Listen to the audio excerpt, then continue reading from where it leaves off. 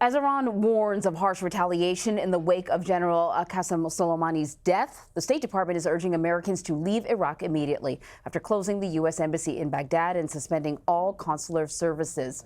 Ian Lee is in Baghdad with the latest on the response in the region.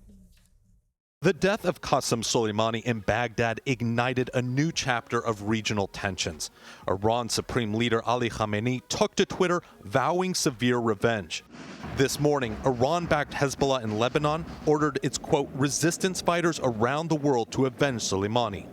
Iraq's prime minister says the assassinations are a massive breach of sovereignty, and the security agreement with the United States now needs reevaluation.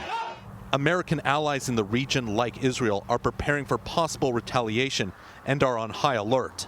So are American forces, with 9,000 in the region and 3,000 extra preparing to deploy.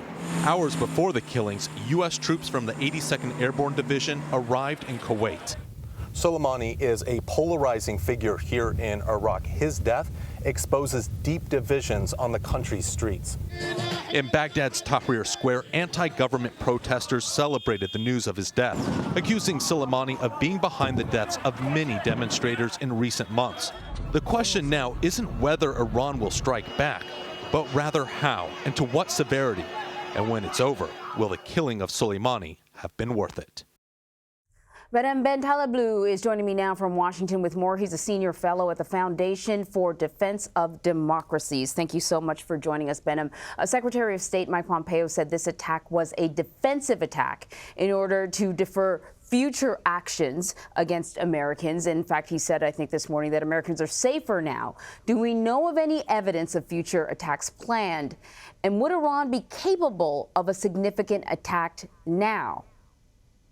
Henry, good to be with you, and those are two great questions, by the way.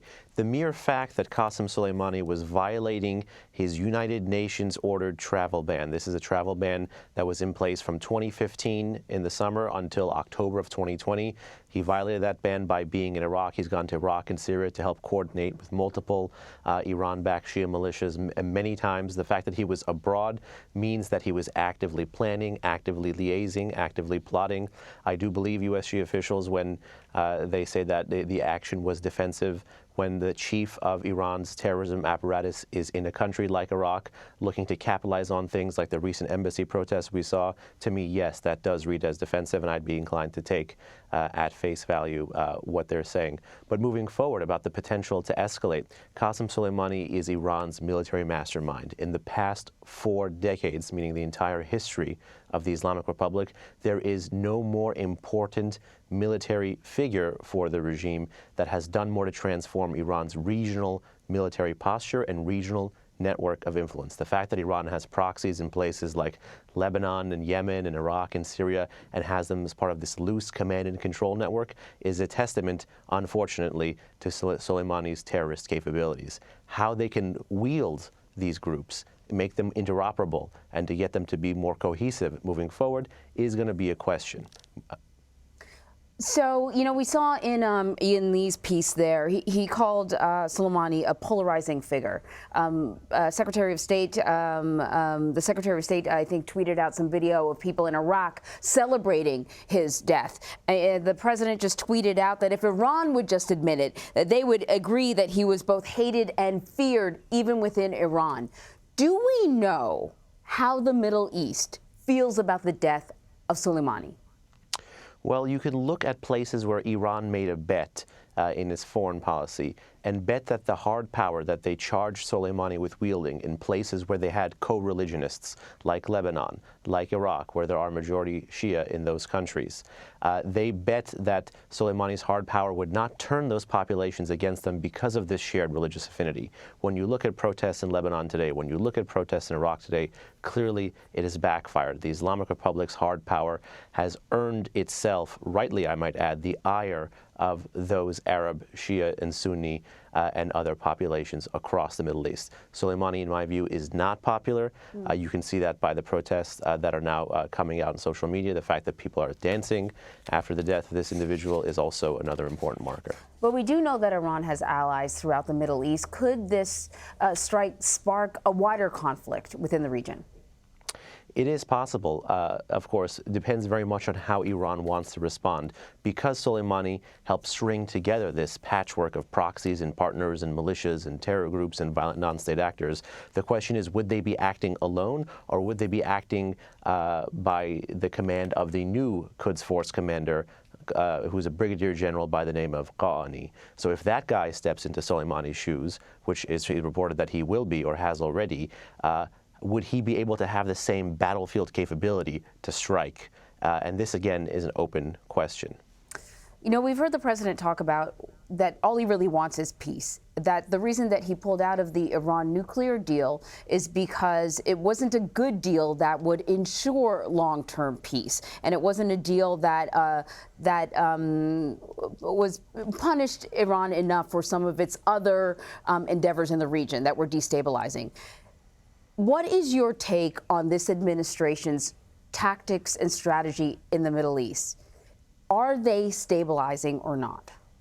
Make no mistake, the administration appears to be willing to embrace some short-term risks for more medium to long-term gains. That's exactly the proposition you could see them going through when they took about a year and a half when they came into office to first decertify and then leave the nuclear deal. They left the nuclear deal on May 8, 2018, and they've been conducting this max pressure campaign, which until very recently was almost entirely economic. You know, some of the shortcomings of this policy is that they haven't had a stronger regional component to it, and they've lost some of the support of their European allies. But as Iran escalates, as Iran violates the terms of the nuclear deal, as Iran proves itself to be the pariah that we've known it to be for the past 4 decades, that escalation by the Islamic Republic drives the regional partners and the traditional partners in Europe towards the American position, and it can actually create a more united front against the Islamic Republic's belligerents. So it was a high-risk, high-reward proposition. This is still a video that is very, very much in motion.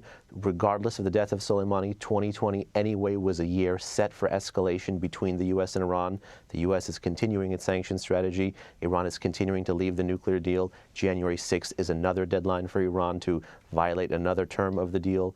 It is still continuing to escalate in the region. The question is, how confident is the regime in Tehran going to be to add more fuel to the fire and escalate somewhere else that the U.S. cares about in the Middle East, given everything else that's going on?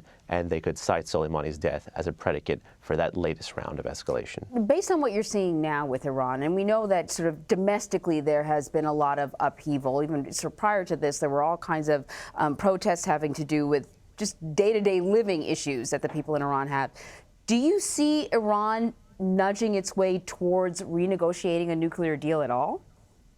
It could very much be something like the talks in Northern Ireland or the bombings of parts of Yugoslavia, where the regime or figures say no, no, no, no until they say yes. If you look at the way the regime was talking about negotiating over enrichment from 2011 to 2013, the regime said it would never negotiate over enrichment. That's the technology they have to use to make uranium to a higher level of purity, both for civilian and military purposes. But ultimately, the JCPOA deal, which itself was fatally flawed, dealt with levels of enrichment. So it turned something that the Iranians said was first zero-sum into a measure of volume, into a qualitative figure.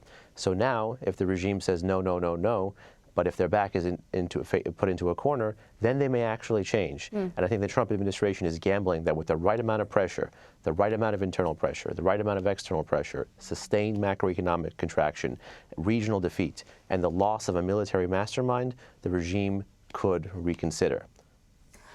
So Iraq is now condemning this action, though, and this is after, you know, offering support with the attack on the U.S. embassy in Baghdad.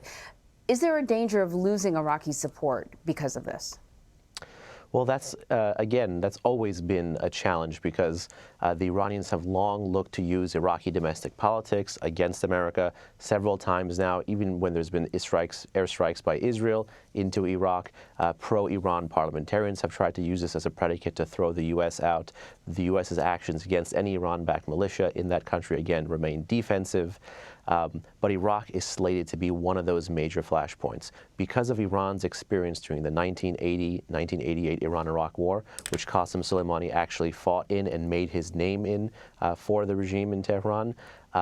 Iran is forever slated to intervene in Iraq's domestic politics, economy, society, military affairs, even religious affairs. And because the U.S. and Iran are fundamentally at odds there, it means that in 2020, this is going to be a key battleground.